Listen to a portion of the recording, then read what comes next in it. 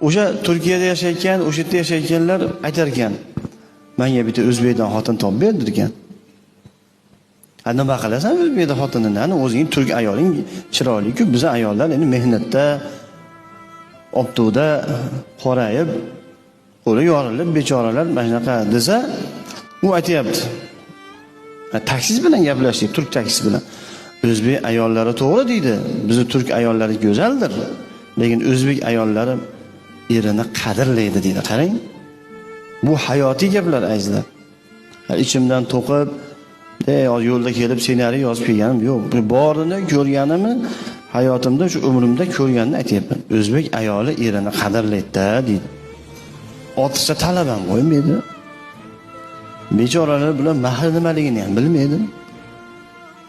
Endi tushunib olsa, internetda sal mehr degan so'zlarni eshitib, shu darajada biz o'zbek ayollar ham sodda, ham eriga vafodor, ham erini uyini obod qiladigan.